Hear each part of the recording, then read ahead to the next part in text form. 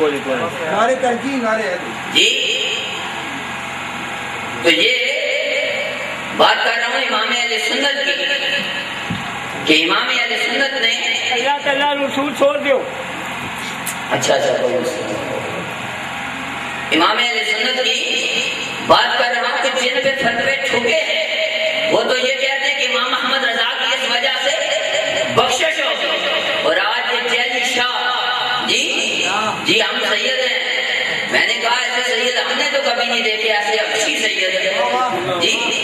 سید کی ایک علامت یہ بھی ہے کہ سید خوبصورت ہوتا ہے جی. سید کے چہرے کو دیکھ کے پتا چلتا ہے کہ سید ہے. عرفان شاہ کو دیکھے نا تو پتا چلتا ہے کہ میرے آقا کی یاد ہے جی. تو ایسے ابشی سید نہیں ہوتے, ابشی سید نہیں ہوتے. سید کون ہے؟ امام احمد رضا نے ہمیں تعلیم دی ہے. وہ جو پالکی والا واقعہ ہے آپ سب سنتے رہتے ہیں. سید تھبنا امام احمد رضا کے غلامان آندے ہے کہ سید کون ہے.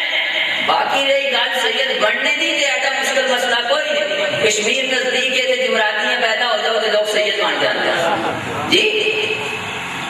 سید بڑھنا ایسا مشکل نہیں, سید تھبنا مشکل کام ہے. تو امام احمد رضا نے دسا کہ اپنے دستار لا کے سیدان یا قدمات رکھے. یہ جی امام احمد رضا متشدد تھے. اور امام احمد رضا کے آ کر میں یہ بات کر کے بات کو ختم کرتا ہوں. آپ کہتے ہیں امام احمد رضا کے آ کر نہیں, اور جو مخالفین ہیں وہ تو کہتے ہیں امام احمد رضا کے آ کر ہے. کس طرح؟ حیات اعلیٰ حضرت نے ملک العلماء علامہ نصر الدین بہاری رحمۃ اللہ تعالیٰ علیہ نے یہ بات نقل کی ہے کہ ہم جب بریلی میں پڑھتے تھے نا تو اس وقت چند طلبا بریلی شریف میں پڑھنے کے لیے آئے. جب بریلی شریف میں پڑھنے کے لیے آئے تو ہم نے ان سے پوچھا کہ کہاں سے تشریف لائے. محمد شاہ خان صاحب رحمۃ اللہ علیہ جو وہاں پہ بریلی میں پڑھتے تھے, انہوں نے پوچھا ان طلبا سے کہ آپ کہاں سے تشریف لائے. وہ کہنے لگے کہ ہم پہلے دارالعلوم دیوبند پڑھتے تھے, پھر وہاں سے گنگو گئے اور گنگو سے ہم بریلی آ گئے.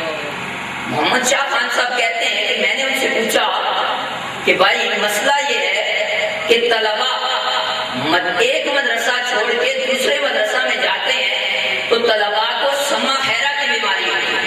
طلبا کو سما خیرہ کی بیماری ہوتی ہے. سما خیرہ کی بیماری طلبا خود بھی سمجھتے ہیں. سما خیرہ کی بیماری یہ ہوتی ہے کہ طالب علم ایک مدرسے میں پڑھ رہا ہے, تعلیم حاصل کر رہا ہے, وہ سنتا ہے کہ جی فلاں مدرسے میں پڑھائی اچھی ہے جی, فلاں مدرسے میں اچھا پڑھایا جاتا ہے. اس مدرسے کی تعریف سنتا ہے تو یہاں سے چھوڑ کے ادھر چلا جاتا ہے. وہاں گیا کسی اور مدرسے کی تعریف سنی, وہاں چلا جاتا ہے. تو یہ بیماری ہوتی ہے طلبا کو, اس کو کہتے ہیں سما خیرہ کی بیماری. تو محمد شاہ خان صاحب کہتے ہیں کہ میں نے تو یہ سمجھا تھا کہ سما خیرہ کی بیماری ہوتی ہے اور طلبا کو شریف لائے ہیں, لیکن مجھے یہ بات سمجھ نہیں آتی کہ دارالعلوم دیوبند انہوں نے پڑھا اور انہوں نے پڑھا گنگو میں نعرہ تکبیر, نعرہ رسالت, نعرہ تحقیق, نعرہ حیدری, علماء اہل سنت تشریف رکھتے ہیں. بات کو مختصر کرتا ہوں. محمد شاہ خان صاحب کہتے ہیں کہ میں نے بڑا تعجب کیا کہ بھائی طلبا تو ایک جگہ پہ پڑھ رہے ہو, تعلیم حاصل کر رہے ہو, تو دوسرے مدرسے کی تعلیم سن کے وہاں جاتے ہیں. تو ایسا ممکن نہیں کہ تم نے پڑھا ہے دارالعلوم دیوبند میں, تم نے پڑھا ہے گنگو میں, تو دارالعلوم دیوبند میں اور گنگو میں بریلی کی تعریف کی جاتی ہو, ایسا ممکن نہیں ہے.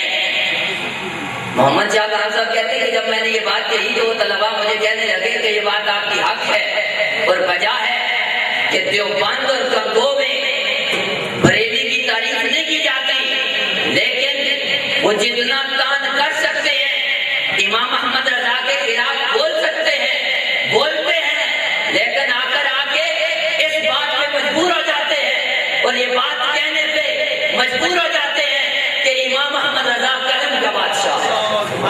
امام احمد رضا قلم کا بادشاہ ہے.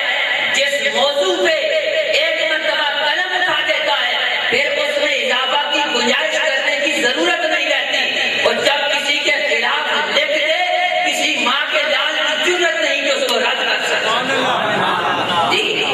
کون کہہ رہا ہے کہ دیوبند اور گنگو والے کہ جس پہ امام محمد رضا لکھ دے اضافے کی گنجائش نہیں رہتی، اور اگر کوئی کسی کے خلاف لکھے تو رد کرنے کی ضرورت نہیں رہتی. یہ دیوبند اور گنگو والے کہہ رہے ہیں، یہی تو اعلیٰ حضرت سے آخر ہے. ہم کیا کہتے ہیں جی؟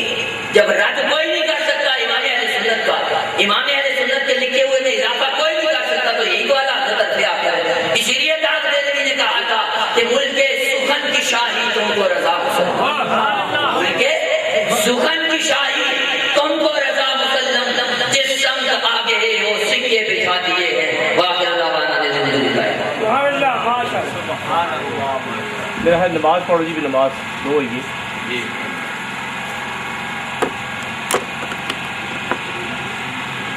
اعوذ باللہ من الشیطان الرجیم.